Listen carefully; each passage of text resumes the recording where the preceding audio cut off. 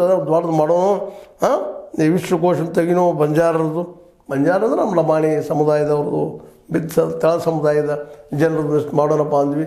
ದೊಡ್ಡ ಇಲ್ಲ ಏನು ಮಾಡೋದ್ರಿ ಇದ್ರೆ ಮಾಡ್ತಿದ್ವಿ ಅಂತೇಳಿ ಆರ್ ಗೋವಿಂದ ಸ್ವಾಮಿ ಅವರು ಹೇಳಿದರು. ಹಿಂಗೆ ಒಟ್ಟಾರೆಯಾಗಿ ಇಲ್ಲಿ ಹೇಳುವಂಥದ್ದು ಏನಪ್ಪ ಅಂತಂದ್ರೆ ಈ ಅಕಾಡೆಮಿಗಳು ಎದಕ್ಕೂ ಇಲ್ಲ ಏನಪ್ಪ ಅನ್ನುವಂಥದ್ದು ಅಂತ. ಈ ದುಡ್ಡು ಏನು ಅವರು ಕೊಟ್ಟಿದ್ದಾರೆ, ಈ ಒಂದು ಸ್ಯಾಂಕ್ಷನ್ ಮಾಡಿದ್ದಾರೆ, ಇದು ಎದಕ್ಕೂ ಉಪಯೋಗ ಆಗೋದಿಲ್ಲ ಅನ್ನುವಂಥದ್ದು ಸ್ಪಷ್ಟ ಅಭಿಪ್ರಾಯ, ಎಲ್ಲ ತಜ್ಞರ ಅಭಿಪ್ರಾಯ ಆಗಿದೆ. ಅದು ಜನದ ಸಲುವಾಗಿ ಜನರೇ ಒಂದು ಏನಪ್ಪ ಅವರ ಸಂಸ್ಕೃತಿ ಏಳಿಗೆ ಆಗಿರ್ಬೋದು, ಅದು ಸಾಮಾಜಿಕ ಏಳಿಗೆಯಾಗಿ ನಾವೆಲ್ಲ ಮಾಡ್ತಾಯಿದ್ದೀವಿ. ಇವತ್ತು ನಮ್ಮಲ್ಲಿ ಇವತ್ತು ನನಗೆ ಮಾತಾಡೋದು ಶಕ್ತಿ ಬಂದಿರ್ಬೋದು, ಅದು ಚಿಂತನೆ ಮಾಡೋ ಶಕ್ತಿ ಬಂದಿರ್ಬೋದು, ಅದು ಹೇಳೋ ಶಕ್ತಿ ಬಂದಿರ್ಬೋದು. ಇದಕ್ಕೆಲ್ಲ ನಾವು ಭಾಷೆಗೆ ಒತ್ತು ಕೊಟ್ಟು ಅದನ್ನು ಉಳಿಸ್ಕೊಂಡು ಬಂದಿದ್ದಕ್ಕಾಗಿ. ಅದು ಉಳಿಸೋದಕ್ಕೆ ಏನು ಪೇಮೆಂಟ್ ಸಿಗೋದಿಲ್ಲ ಪಾಪ. ಏನೋ ವಿಶ್ವವಿದ್ಯಾಲಯ ಅದು ಶಾಲೆ ಕಾಲೇಜುಗಳಲ್ಲಿ ಗುರುಗಳು ಏನು ಕೊಟ್ಟಿರ್ತಾರೆ ಅಂತ ನಾವು ಬೆಳೆಸ್ಕೊಂಡು ಹೋಗ್ತಾ ಇದ್ದೀವಿ. ಆದರೆ ಯಾವ ಪ್ರಮಾಣದಲ್ಲಿ ನಮಗೆ ಆಗಬೇಕಾಗಿತ್ತು, ಹೆಲ್ಪ್ ಆಗಬೇಕಾಗಿತ್ತು, ಆಗ್ತಾಯಿಲ್ಲ ಅನ್ನೋದು ಈ ಅಕಾಡೆಮಿಗಳಿಗೆ ಕೊಟ್ಟಂಥ ದುಡ್ಡಿನಿಂದ ಗೊತ್ತಾಗುವಂಥದ್ದು.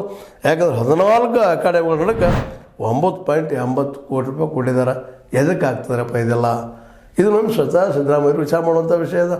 ಯಾಕೆಂತಂದ್ರೆ ಪ್ರತಿಯೊಂದೂ ಸರ್ಕಾರದ ತಕ್ಷಣ ಅವ್ರನ್ನ ಕೇಳಬೇಕಾಗ್ತದೆ. ಆ ದಿಶೆಯಲ್ಲೇ ಈಗ ಕೊಡುತ್ತಿರುವಂಥ ಕಡಿಮೆ ಅನುದಾನದಲ್ಲೇ ಜನಕ್ಕೆ ಹೋಗಿ ಮುಟ್ಟುವಂಥ ಒಂದು ನಮ್ಮ ನಾಡಿನ ಕಲೆ, ಸಾಹಿತ್ಯ, ಭಾಷೆಗಳ ಪೋಷಣೆ ಮಾಡಿಕೊಳ್ಳುವಂಥದ್ದು ಭಾಳ ಕಷ್ಟ ಅನ್ನೋ ಸ್ಪಷ್ಟ ಅಭಿಪ್ರಾಯ ಈ ಅಧಿಕಾರಿಗಳ ಅದಕ್ಕೆ ಸಂಬಂಧಿಸಿದವರಿಂದ ಸ್ಪಷ್ಟ ಆಗ್ತಾಯಿದೆ ಮತ್ತು ನಮ್ಮ ಕಣ್ಣಿಗೂ ಕಾಣ್ತಾ ಇದೆ. ಜನಪದ ಕಲಾಕಾರ ಒದ್ದಾಡಿ ನೋಡ್ತಾ ಇದ್ದೀವಿ. ಕವಿಗಳಿಗೇನು ಭವಿಷ್ಯ ಇಲ್ಲ ಅದು ನೋಡ್ತಾ